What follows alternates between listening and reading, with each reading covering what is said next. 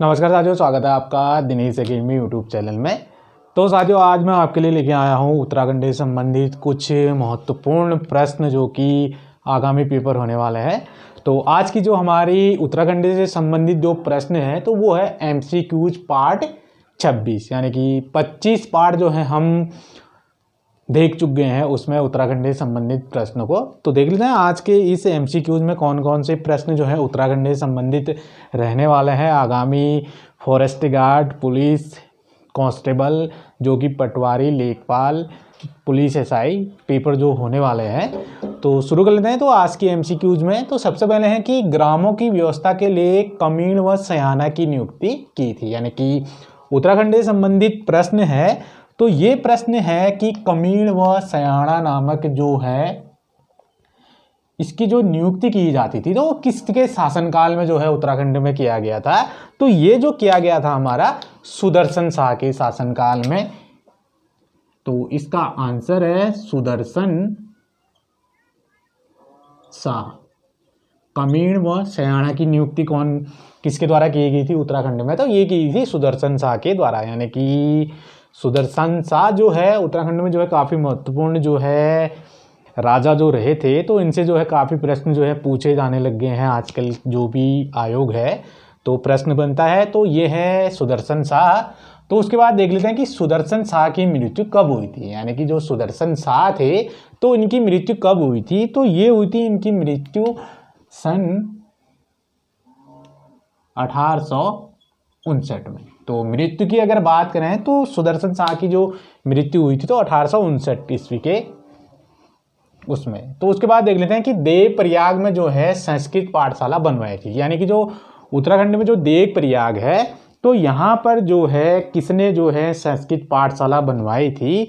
तो ये बनाई थी हमारी भवानी शाह के द्वारा। तो इसका जो आंसर है हमारा भवानी शाह। तो देख लेते हैं नेक्स्ट प्रश्न की ओर लेके चलते हैं। तो टिहरी में जो है अंग्रेजी शिक्षा की नींव रखी थी, यानी कि उत्तराखंड में जो है एक जिला है टिहरी। तो यहाँ पर जब अंग्रेजी शिक्षा की नींव किसके द्वारा रखी गई थी उत्तराखंड में टिहरी में? तो ये रखी गई थी हमारी तो नरेंद्र शाह के द्वारा।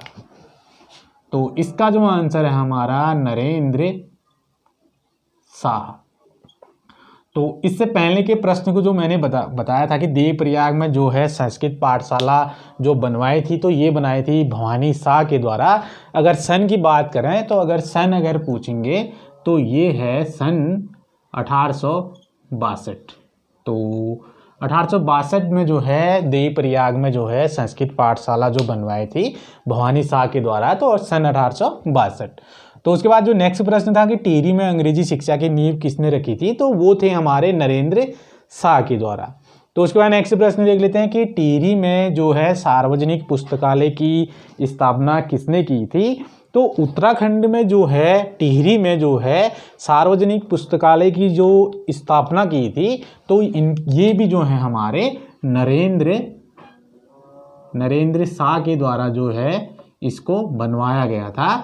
इसकी स्थापना की गई थी, सार्वजनिक पुस्तकालय की स्थापना टिहरी में।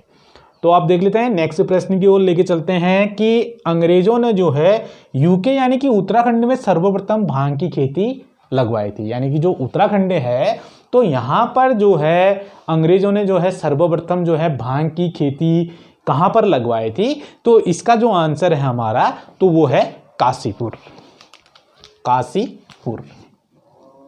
तो काशीपुर में जो है अंग्रेजों ने जो है सर्वप्रथम जो है भांग की खेती लगवाई थी। अगर काशीपुर का अगर पुराना नाम पूछें तो वो होगा हमारा गोविसाण। तो अब देख लेते हैं नेक्स्ट प्रश्न की ओर लेके चलते हैं। 30 मई 1930 के समय टिहरी नरेश कौन था? यानी कि जो डेट है 30 मई 1930 के समय टिहरी का नरेश कौन था? तो ये था हमारा नरेंद्र शाह। और जो ये डेट है 30 मई 1930 तो ये संबंधित है हमारा तिलाड़ी कांड से, यानी कि जो तिलाड़ी कांड हुआ था तो 30 मई 1930 के समय टिहरी नरेश कौन था? तो नरेंद्र शाह। और जो है तिलाड़ी कांड से संबंधित है डेट सन 30 मई 1930। तो उसके बाद नेक्स्ट प्रश्न की ओर लेके चलते हैं कि भारत की स्वतंत्रता के समय कुमाऊं का कमिश्नर कौन था। यानी कि जब भारत स्वतंत्र हुआ था तो उस समय जो है कुमाऊं कमिश्नर कौन था, तो ये थे हमारे इनका नाम है हमारा डब्ल्यू फिनले। तो ये जो थे हम कुमाऊं कमिश्नर थे भारत की स्वतंत्रता के समय।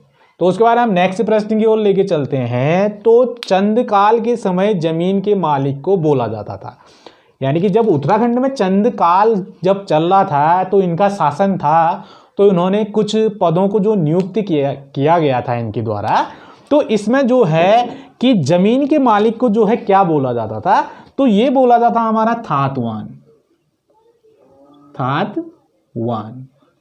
तो बहुत सी चीजें हैं, तो इसमें जो है जमीन के मालिक को चंद शासन काल में क्या बोला जाता था, तो वो बोला जाता था थातवान।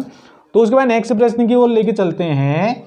तो नेक्स्ट जो प्रश्न है हमारा कि चंद काल में घाटी को बोला जाता था। यानी कि जब चंद काल था उत्तराखंड में तो उस समय जो है घाटी को क्या बोला जाता था, तो वो बोला जाता था हमारा कहार। तो इसका जो नाम है इसको बोलते थे कहार। किसके शासन काल में, जब चंद काल था या चंद शासन काल था, तो यहाँ पर घाटी को बोला जाता था कहार। तो उसके बाद नेक्स्ट प्रश्न की ओर लेके चलते हैं। तो नेक्स्ट जो प्रश्न है तो वो परियोजना से संबंधित है। तो देख लेते हैं कि कौन सी परियोजना है और कहाँ पर स्थित है। तो सबसे पहले जो है कि हथियारी परियोजना स्थित है।